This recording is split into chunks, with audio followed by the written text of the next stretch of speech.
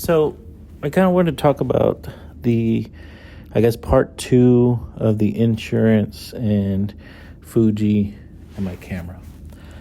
So this is what happened. I had a wedding a few weeks back, maybe a month now, over a month. And some kid ran into the tripod. I had the Fuji in my hand with the 55 to 140, 2.8. It went flying out of my hand because he hit the tripod so hard. The camera hit the ground, crashed, slammed, broke all over the place. You can look at one of the videos in the past if you haven't seen this. So I was debating on what to do.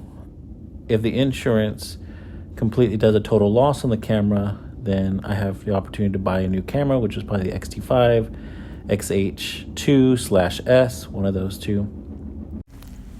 So then I debated. So I'm looking at 4 cameras. I mean, the XT3 is good. There's a lot of people that are still justifying the XT3. There's a lot of people that shoot XT3, but I'm shooting a wedding. XH1 just wasn't holding up as what I wanted. I love the XH1. I love the ergonomics of it. I love the way it felt. I did like the way it took pictures.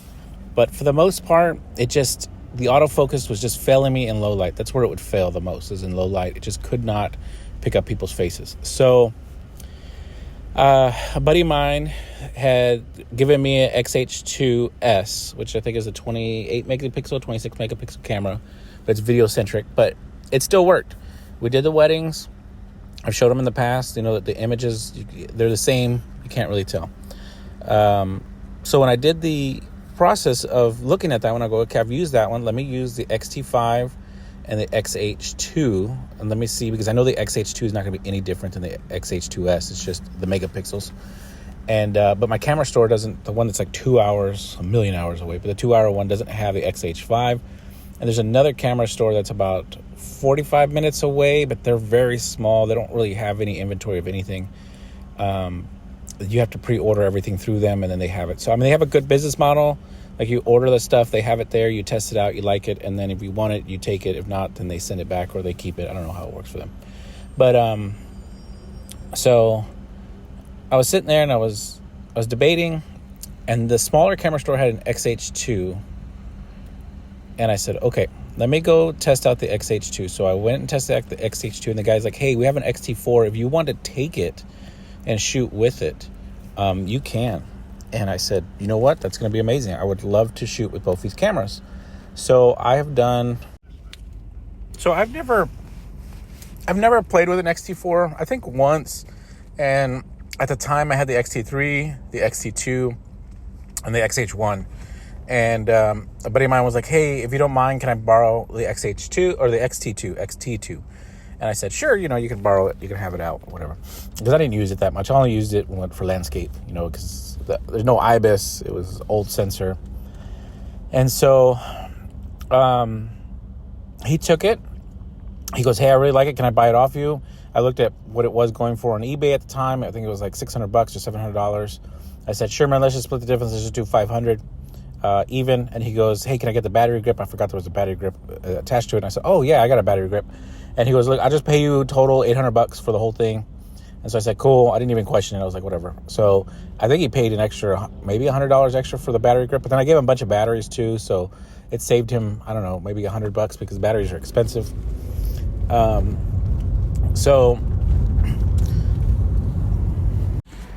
then I got this XT4 from the guy, and I have the XH2, not the S, but the XH2. And I really like using them both. They were great. I like the PASM dial because I'm used to it from Nikon and I'm used to it from Canon.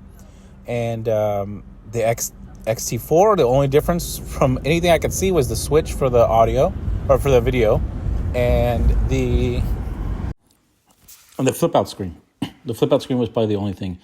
And like I said, in the past, I took one XT4 and I didn't really like the flip-out screen. And I guess I was kind of torn because I had a Canon a long time ago that had a flip-out screen. And I don't know why Canon got rid of it in one of their next models. But I really enjoyed it when we were doing skateboard videos. And like I could just do low shots without like bending over that much, or I could get all the way down the ground and see what was going on. And so I really liked the flip out screen. And I guess because I'm old now and I can't bend over anyway, I thought, this is dumb. I can't deal with it. And sometimes when I have to take a low shot, I just kind of guess and hope the autofocus gets it. So I was like, whatever. So he gives me the XT4. I go play with the XT4, the XH2, and I'm going to show you pictures that I took with the XH2, the XT4, and the Sony. And when you see these pictures here in a few minutes, I took them basically with the same shots. Now, there's going to be a couple of shots that are out of focus. You're going to see that here in a minute, that they're out of focus, or you've been watching this video, they're out of focus. But the Sony had a hard time grasping them, but the Fujis, they had a really good time processing them. Now, what I like about On1 and Luminar AI, I can match the colors perfectly, flawless across the board with the Sony and the Fuji. The Sony is a little bit, it's a little bit darker, it doesn't have as much yellow in it as some of the others because they're a little bit dulled out. But anyway, that's besides the point. So I'm playing with both these cameras. I do 5 photo shoots with both of them, back to back to back. So I have this runway walk here. I'm going to throw in here in a couple of minutes a boudoir shoot that I did. And then I'm going to throw in let's see, what's the other one? A photo shoot with pink. And I'm going to show you these 2 different colors before I edit it. But so the Fuji, weird. The Fuji X-T4 picked up the colors kind of weird, and the XH2 picked them up a little bit weird versus the Sony. And I'm just going to give you 3 examples here in just a moment. But as I'm looking through them, they're easy to edit. It's not that big a deal. You just go down and change the curve and change a little bit of stuff, and then put fluorescent or, flash.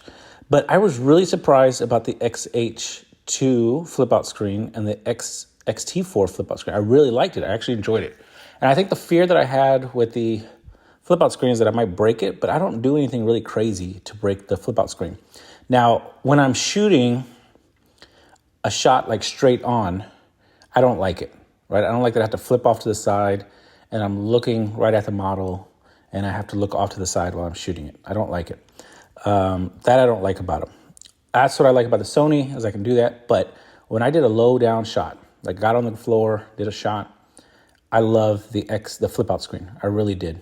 And so I really debated what I should do. I just took back all the 2 cameras, and I really don't know beyond this point what I could have done differently. And with that being said, I really enjoyed the XH2 and the XT4, but if you're looking at this on YouTube, and I'm not going to zoom in like some of these people, but I cannot see the megapixel difference. I can't see it. And with that being said, the debate over getting an XT5 versus XH2 versus XH2S really comes down to the screen now, because the megapixels don't make a difference. I think in landscape, it would probably be a great deal, especially when you have a great light and you're taking pictures and you need all that detail. I think that would be amazing. But for what I do, wedding photography and portrait photography, boudoir, I just don't see the megapixels making that big of a difference, to be honest with you.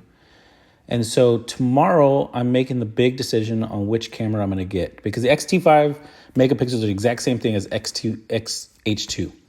The XH2S and the XH2 are exactly the same ergonomically. And the XT4, I mean, that's just its own little beast in itself. But I'll find out from the insurance. I'm going to find out from the camera store when I'm going to get my camera back with the lens.